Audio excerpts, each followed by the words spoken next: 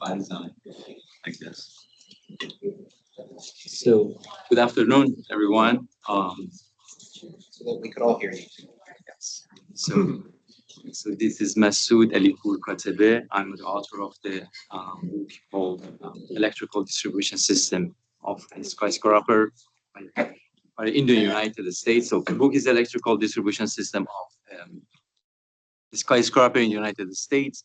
I am basically graduated bachelor, master, and PhD from University of Florence in Italy.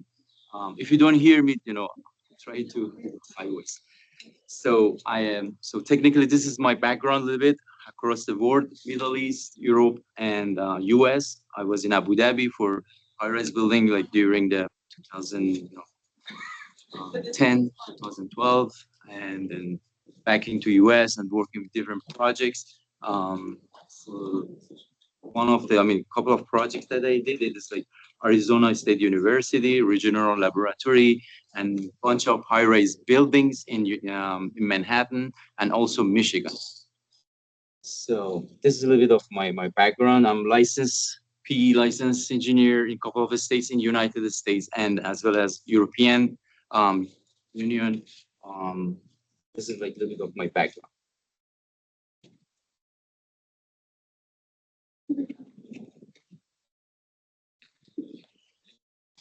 So a little bit of the introduction of what we are gonna do today. Learn how the electrical system works in high-rise building, and also the electrical equipment that we have in a building. We are gonna have like introduction for that, and then project background. Actually, this is a project, as actual project that I did a couple of years ago, and and then design phases we are gonna have through the design, duration of the project, and we are gonna show the electrical load calculation from beginning to the end of the project, and also how we calculate the emergency system and the design for the emergency system of a building. At the end, we are gonna have also QA, QC. If you have any, if you have any question, let me know. So why I wrote this book? First of all, when I started this career, it wasn't much source available on internet, and I didn't find any book as per my knowledge. So the first thing was like resource available, and then sharing with more people. And because I had different project experience, I was sharing with younger engineers in the same company. The question came to me why I don't share it with more people. That was the two main reasons that I wrote this book. So, what is a skyscraper electrical distribution system? How does it look like? So the electrical connection coming from the utility to the building, and then we are going to have a big transformer and the main distribution panel to distribute all floors. This building is about like 80 floors. So as you see on this screen, this is like a tall building. It's about like 1,100 feet tall. So we need to feed all apartments and everything. I'm gonna go, explain you guys what is exactly this building. So what we need to do is just we must meet the code, because we have building code. We have NFPA codes, different version of the codes that we have to follow and make sure it meets the standards, and also safety and efficiency of the equipment that we have in the building, such as transformer, such as generator, distribution board, and then record the detailed planning, because this is such a tiny building. It's happening everywhere in New York, Michigan, and all the US. So you need to make sure everything fit, and then coordinate it with other trades such as mechanical, plumbing, architect, structure, and then all these trades, they need to be coordinated. And as electrical, we need to coordinate that with other trades as well. So these are like some of the equipment that we use in a building. Main distribution board. This is a picture of like on the second floor that we have. It is like huge 5,000 ampere distribution board. And we have transformer, because we need to change the transformer one of the reason is when you have like a connection here to the utility company, they give you 208 or 480, and bring it up to the top of the building is gonna be lose of energy. So you have to bring it, change it like from low voltage to bring it to the medium voltage. So that's why we need a transformer. We have ATS. ATS is like a switching between the two resource of energy, could be from the normal to the emergency, or vice versa, or any like a normal to the normal, or UPS.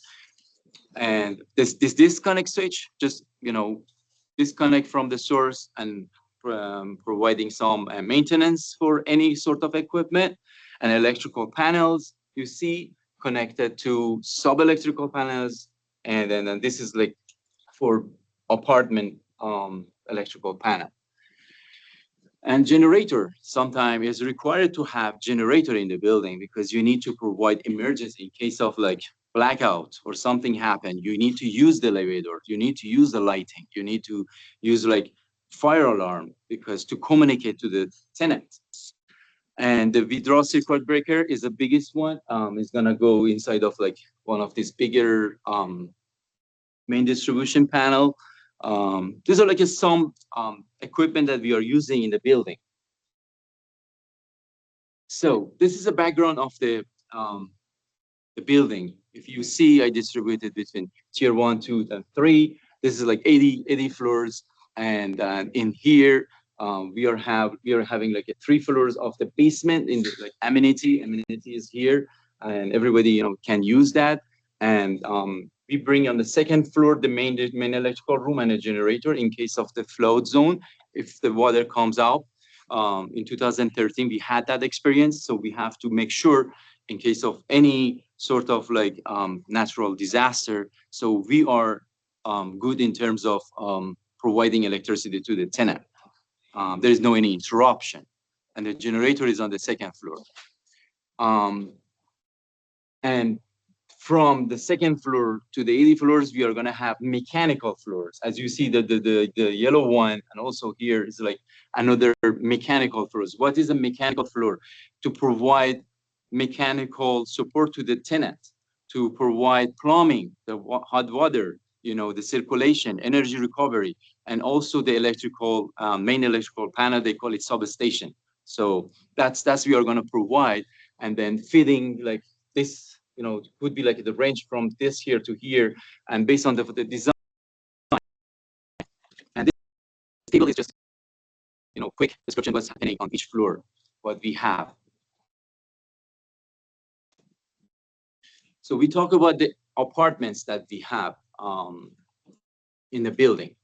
So as I told, the tier 1, tier 2, and the tier 2 lower, upper, and then the tier 3.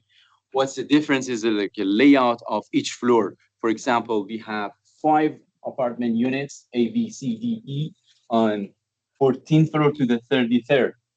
And then going on like 3 apartments, and then, upper level, they are 2, and then, the layout is different.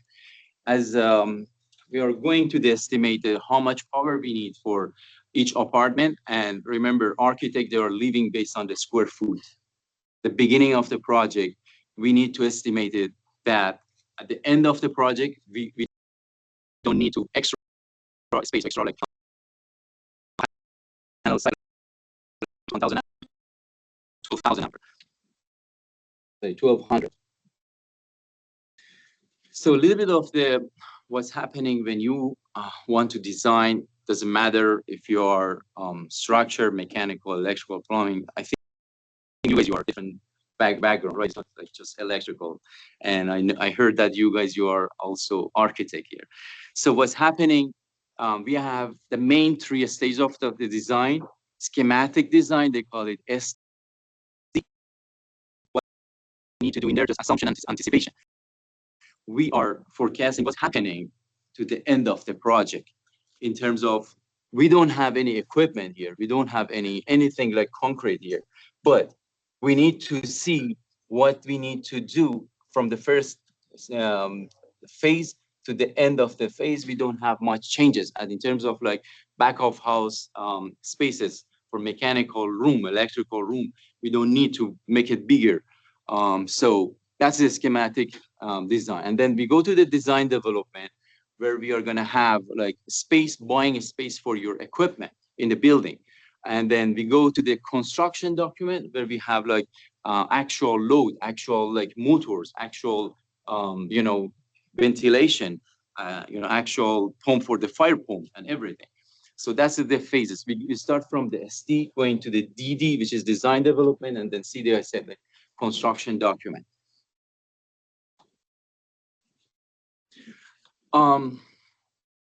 We are gonna size the electrical panel for each apartment unit. What we need to do is just follow the standards and code. One of the code is for electrical is NEC, National Electrical Code, NFPA, famous for the electrical National Electrical Code, or also NFPA 70. In that article of 220, we have three methods: the standard method, optional method, which is one for the single dwelling unit, or like multiple unit, optional method, the number 3. In our case, in our building, the high-rise building, you have to follow the number 3.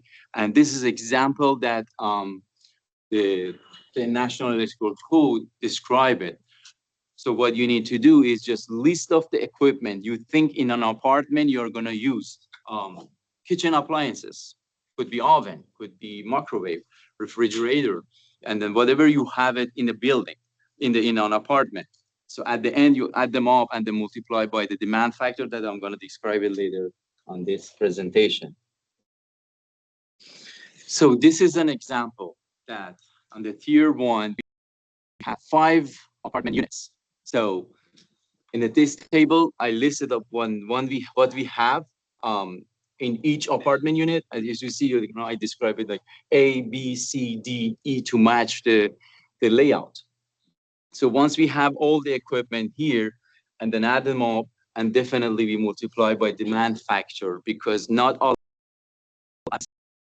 you run at the time. You're on your dishwasher at the same time of the microwave, I don't know, whatever equipment you have. You don't turn on all the TV that you have in your apartment, right? That's coming from the standard that you have to follow.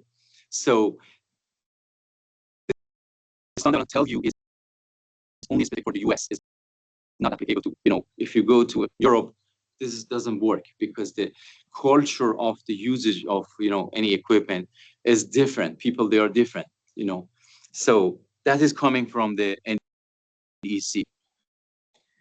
So what you need to do, all the tiers that I told, tier 1, 2, and 3. So you're going to create the table, because the data is very important. You need to manage the data. And then the Excel file is, the best one. So once we have like 5 apartments, and then calculation, and again here for the 3 and then 2. This is a layout of I think it's a 71 floor. I have it the bigger one that is better, So you provide the design, the receptacles, whatever you needed in the kitchen, bedroom, whatever you have. So this is the calculation. You are going to go do this calculation for each floor, because this is very important to find out how much electricity you need for 20 apartments. I have a commercial for 10 floors. So this is a layout. Like we have bedrooms here, kitchen, and the bedroom here, and another restroom, and definitely you have washer and dryer in closet. So, and this is a design. So where you need just provide the receptacle in case you have like the fan. You need to provide the fan in your restroom. This would be the drawing you provided to the architect or even the owner, even the city, because they're going to review it and approve it, the city especially. So, and also the equipment needs to be coordinated with other trades, mechanical, architectural, other trades, and the structure as well. So, we are in the schematic design at the beginning of the design of your building. So as I mentioned here, we have this apartment layout. So what you need to do, you have like strategy for your design. How do you want to run medium voltage cable. How do you want to feed the apartments? You have to break down this big, building to pieces. 1, 2, 3, 4, 5. You're going to distribute this building in 5 pieces, meaning more manageable and more in terms of like efficient. If something happened, breakage, breaker doesn't work, you don't have entire building breakout, like you don't have the blackout in the entire building.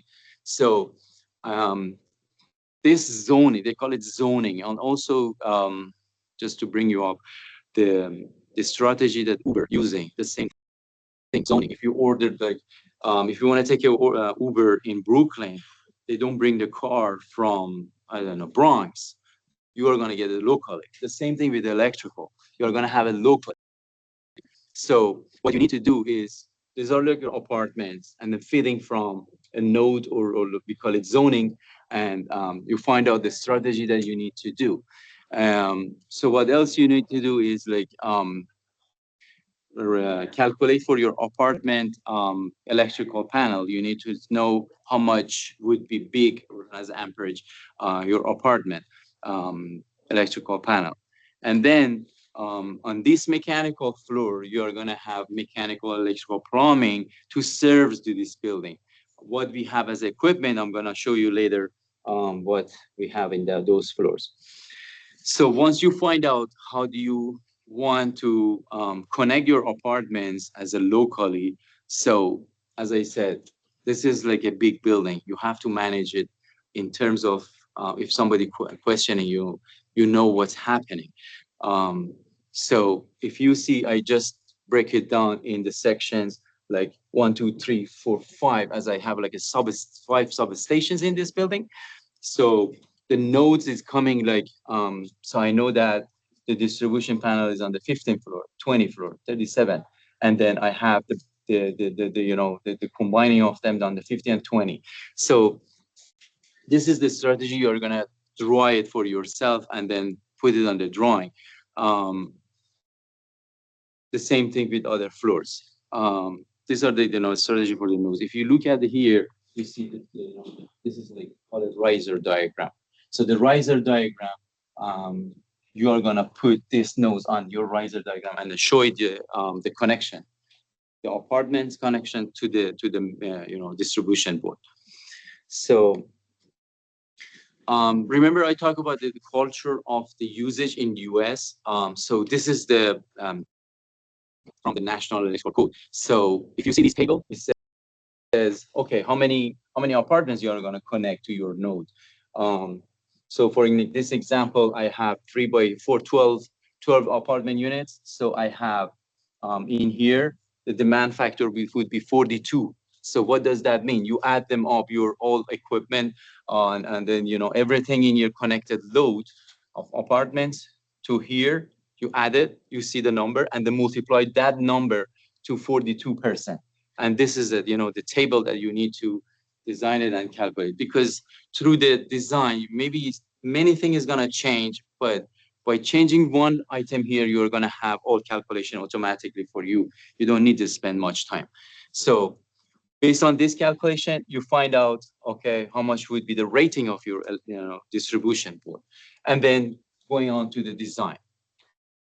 The process, as I said, you find out the apartments, and then using the NEC table 22 220.84, and you calculate and you find out the size of the electrical panel that you have. So this is the layout of the mechanical floor. Remember, I told you this part is electrical. You have electrical distribution board, and then you have plumbing, you have mechanical, you have fire pump, because in case of the fire in the building, sprinkler system would work. So you need to power that as well. And this is a layout just for example. What you need to do in a steam, in the STEAM phase, schematic design at the beginning, you don't have this equipment available, not selected by mechanical, not selected by plumbing. So you have to kind of like assumption how much power you need for those. So the square footage you have, how many apartments you are gonna have connected to this mechanical floor. So you break down the table to provide lighting, receptacle and power, mechanical, and the plumbing. You get the square footage of that area, multiply by the watt that you need. There's a table for that I have it in my book. So you find out how much power you need for this specific floor, just to estimate how much in the future you need that once you have the equipment available. This is just to see forecasting the future, what's going to be happen. Um, so this is another, I brought the pictures, what you have, like heating exchange and the cooling towers at the top of the tower that you have, electrical water, water boilers, energy recovery units you have on those like mechanical floors that you have. Do you hear me, right? Okay. So this is the picture of what you have in the building, and then again, the layout of the mechanical room. Later on, you need to provide the power for each unit, for each motor, for mechanical equipment, for lighting, for fire pump. Fire pump is here, sitting here. There are two pumps for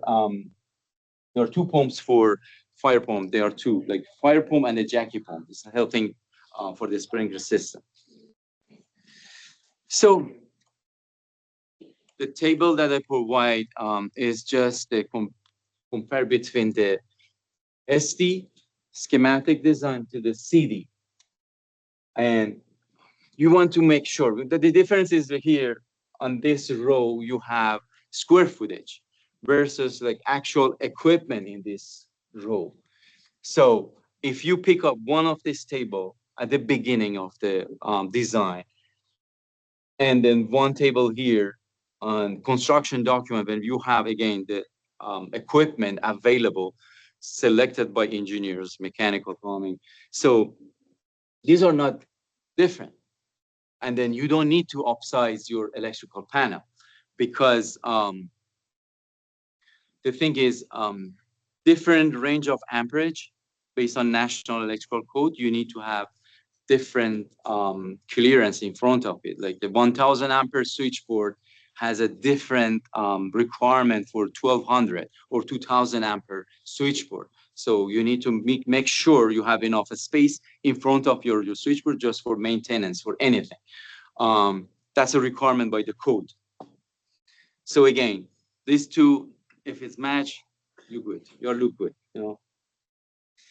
And the size of the substations, as I said, from the SD, you come up with this size, and then the construction, you don't need to upsize it because you don't miss any calculation. You don't miss any point at the beginning of the project. So these are two phases, and then you're forecasting to the end what you have. And these are for the mechanical floor. So what we need to do in a building for emergency system. Emergency system, what we have in emergency system, you need to list it out. This is the table that I have.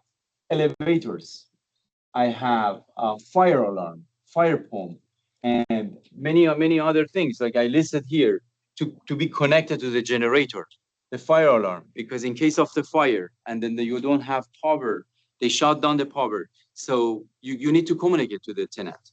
So this is the way to size your generator, to find out how much you need as a size. In my case, I came up with 1000 kVA.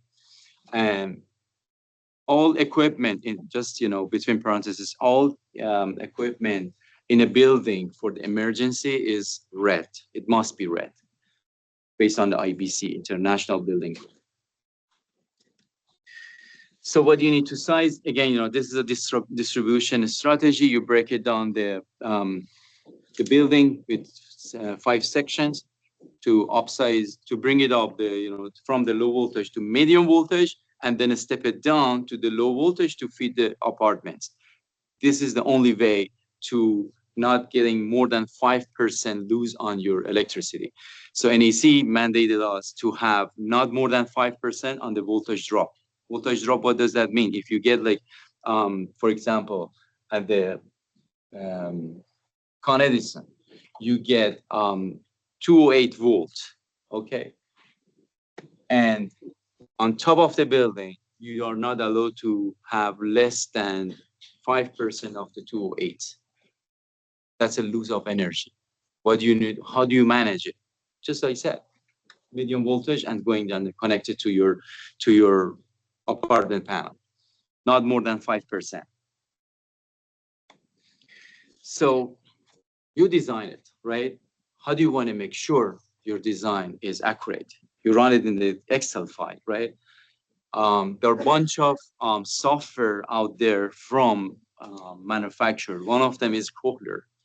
So you just simulated the system. What you have as emergency, you connect it and you run your calculation. And out of that software, you get a report. You need to show it, you design it perfectly, and then it's matching all code and standards requirement.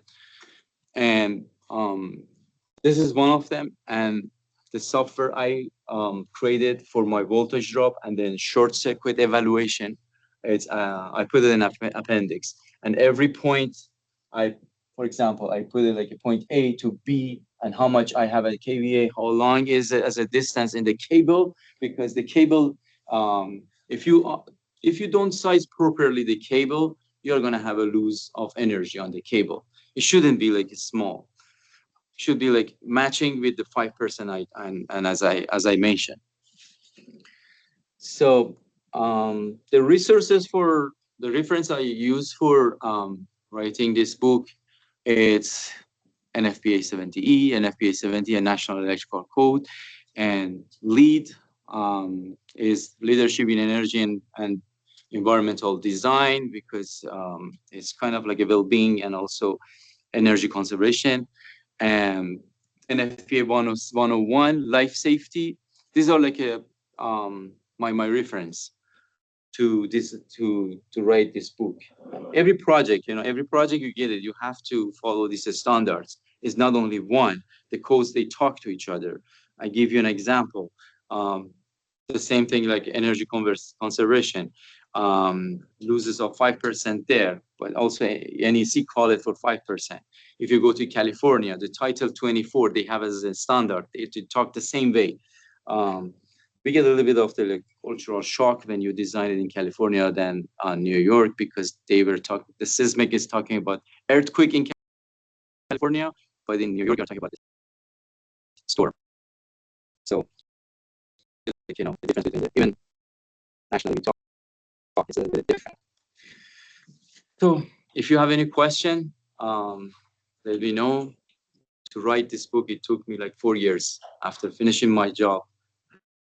Coming back home, I started at 8 and I finished at midnight to write this book.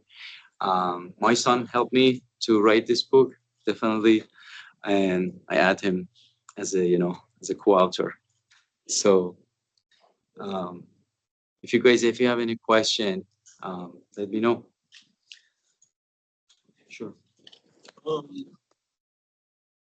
So it looks like in this, your example for the skyscrapers, like it seems like a residential skyscraper for like apartments. Yes. Is there different standards for like an apartment or a skyscraper of offices, like an office building, like by state? Yes. Sure. So I just want to show you what they have. So do you see this drawn? This part is commercial offices. It's kind of like, you don't know, these offices will be like engineering company, would be something else, or I don't know. So you have to, the same way, you have to calculate it. What you need, what you in the future, what's going to happen in this this floor, the commercial. So you have to size the electrical panel properly, that the new tenant, when they come, they don't need to upsize the electrical panel. There is a standard to follow up in NEC, definitely. NEC is like big this much, I don't know, maybe 1,500 pages to follow with that. Not only that, remember I all this book, you have to make sure. And did I mention it here or not? Maybe I can bring it In my book, how can I make it bigger?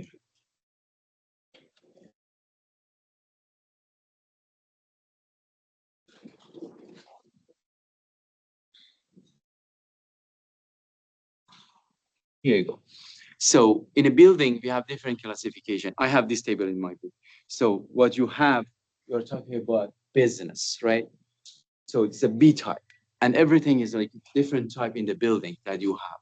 If you have like residential, you have R1, R2, R3, R4. These are like the same thing that you have it in National Electrical Code to follow for electrical, to size your electrical panel properly, to make sure the fire alarm is appropriate for your space. The fire alarm is different than, like residential is different than the office space, because you have more people here. In your 1 bedroom or 2 bedroom or 3 bedrooms apartment, how many people you have? See how much we are here? So it needs to be communicated properly to people. So the number of the people defines absolutely and then usage of that space defines the occupancy group. Sure.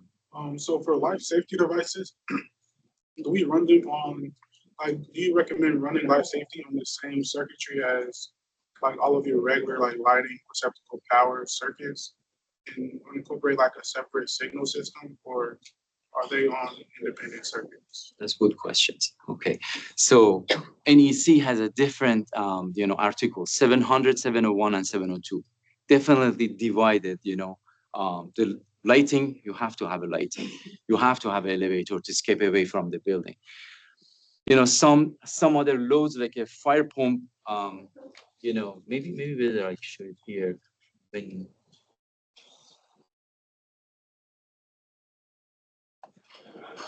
So you see this diagram, right? So when you see here, you provide the steps. They are not running at the same time. Like the first thing is happen in a building.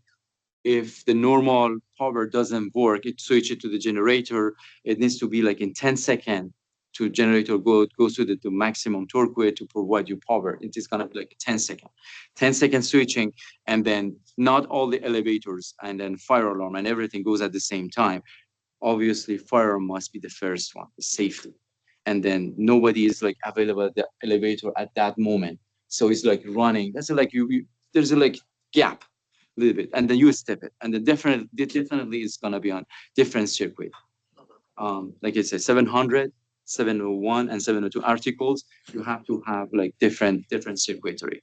When it happened, the emergency, emergency situation.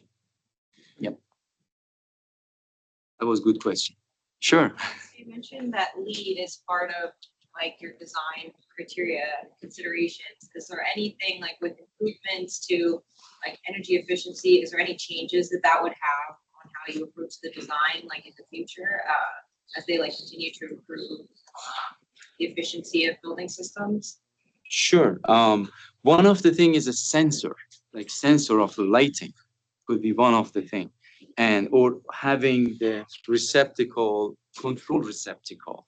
If you are not here, if you turn on your light and you forget to turn it off, so that it goes like control system, you put the time. Like I would say, one of the laboratory I designed it was the same thing. They forgot the equipment there and then was running over the night. So you can put a timer saying turn off everything at 10 o'clock, 10 p.m. And it's exactly that matched with the energy conservation and the lead and all these standards I show you guys listed here. Hopefully they talk to each other. It's good.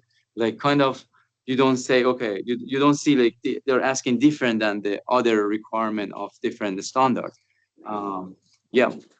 One of the things I personally think in the future, everything will be wireless distribution, as Nikola Tesla, wanted to do that, like back in his life. But near future, we will have that. This is my vision. Sure. Did you specialize in power systems engineering for your master's and PhD?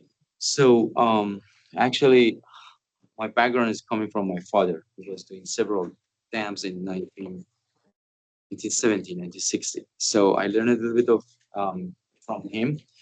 Yes, I'm in the power. My bachelor was in electrical power. My master was in automation, electrical and automation. And my PhD was about the smart grid. A little bit of, if I want to give you what's happening, what was happening. So if you have central plant to provide electricity to the urban level, right? So you have to just imagine that you have 6 generators in the, power plant, and then they are running at the same time, and then you don't know how much power you need. So the smart contactor will signal it to them, hey, I need only 3 of them out of 6. So you have to turn it off. That was, my background. I was doing it. Yeah, all vertically, I'm all electrical. So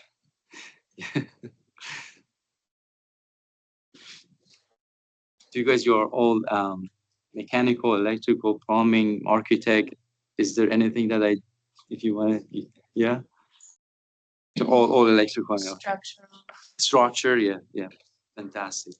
So one of the challenge that we have in this building, so when we need to run electrical conduit or any pipe for plumbing, I saw that argument between like the engineers. They said, okay, you have to keep it. If you have this column here, you cannot run pipe next to it because you have the support to keep the floor. And the structural engineer was saying, okay, keep it like 3 feet away from the column. That was one of the challenge we had with this tiny building. You know, yeah, this is amazing.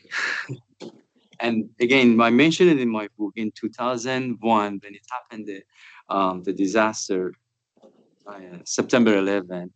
Nobody was thinking that when we will have again the high-rise building. But as you see, they're building around of the central part, the highest, and then the coziest, how do you call it? The high-rise building. Yeah, that's the industry. Go ahead. So where do you like, so what's most common, like what's the most common location to run like your medium level voltage, like right? I've seen those like big plans where like they try to run it like almost like parallel to like elevator structures and like things of that nature. So like, is it beneficial to do it that way or somewhere else? I mean, I give you extra credit. Like, that's a really good question. So you're saying instead of having medium voltage, having parallel of the feeders, right? So having parallel of these feeders meaning more space, right? If I have 4-inch conduit running for my cable of 8 set or 6 set, I need more space. And if I run one 4-inch medium voltage, the space is much smaller. That's a benefit. And plus, you have less voltage drop on it. This is the thing. It happened this high-rise building. You have a small spaces. Let me show you one of the plan that I have here on mechanical floor that I have. It's a perfect example.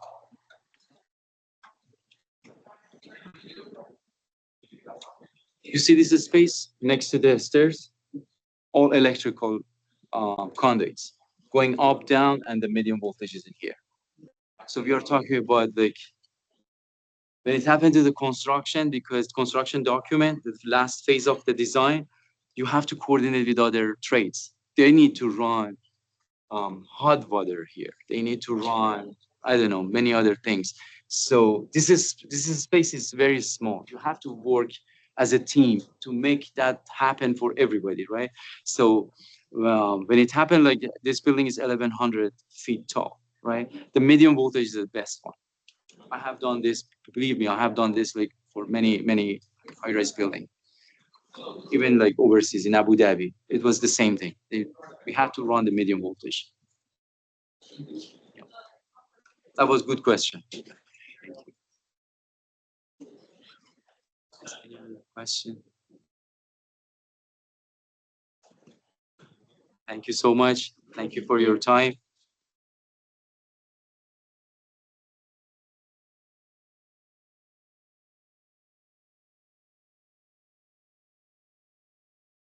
There's still some pizza package yet. All of you who are attending should have been either through the invite, but also you may send later the PDF version of this book, so you all should be able to get a copy of that. And glad you all were able to come. Go ahead. Thank you. Thank you.